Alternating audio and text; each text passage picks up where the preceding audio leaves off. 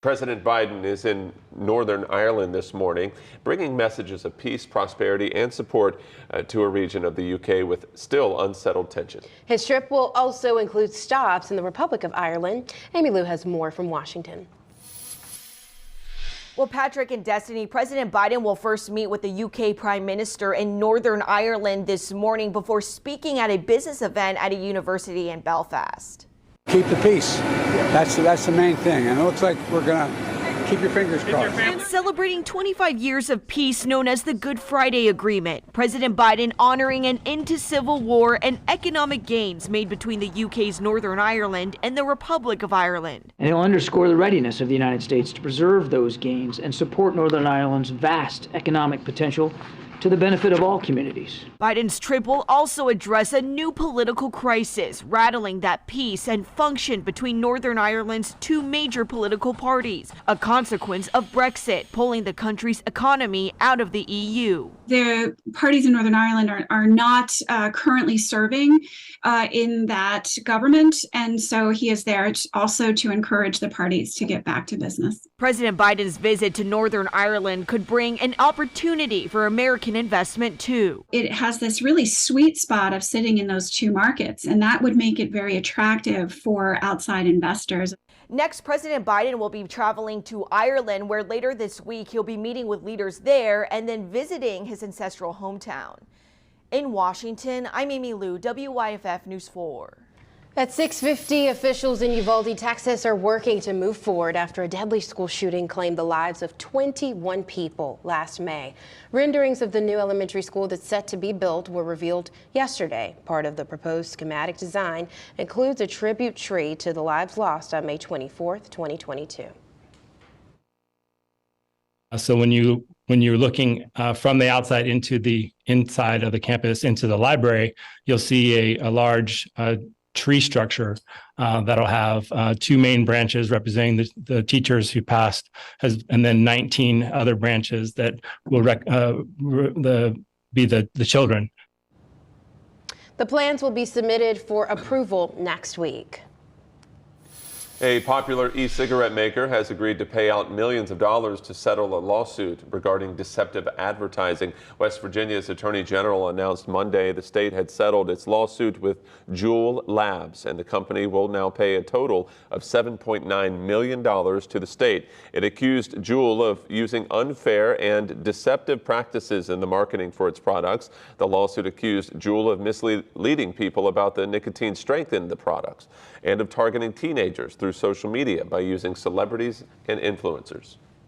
WNBA basketball star Brittney Griner is working on a memoir about her time in a Russian jail. Griner says she is ready to share what she calls an unfathomable experience of her arrest at the airport in Moscow in February of 2022. The WNBA All-Star had flown to Moscow to rejoin a Russian women's team she's played for in the off-season.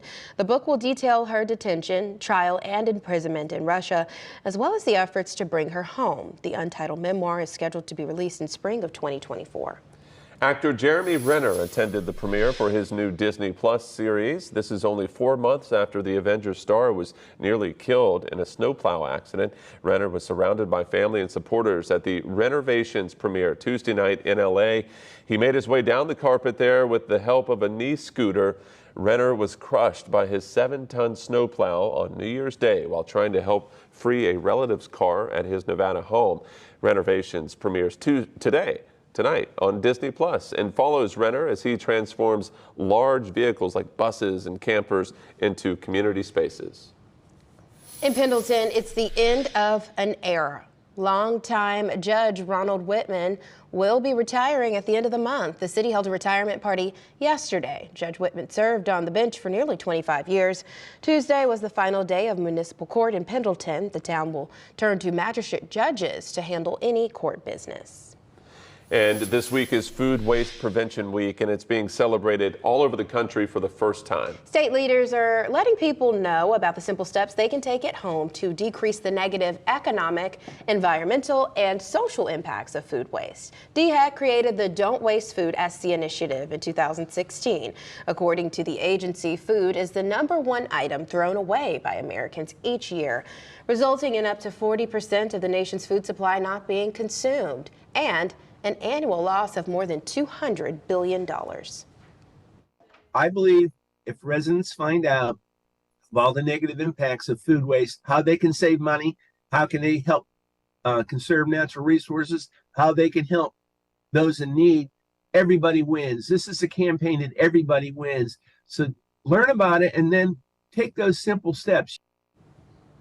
Now, those steps include planning your meals, shopping with intention, prepping and storing food properly, learning about date labels, loving leftovers.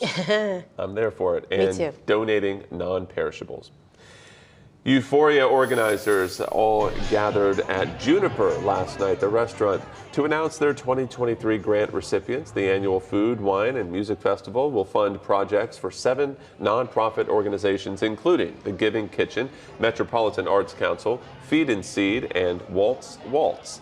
The grants total more than $77,000, nearly double the amount from the year before. In 2022, Euphoria's 4-day festival had a $4.8 million impact on the upstate. This year's festival will run September 14th through the 17th. Tickets go on sale to the public next Thursday. Well, I went last year with Sydney Sullivan, one of our former reporters, Kylie Jones, and my husband. It was a lot of fun. Oh, it's always a lot of fun. Yeah. Beautiful stuff.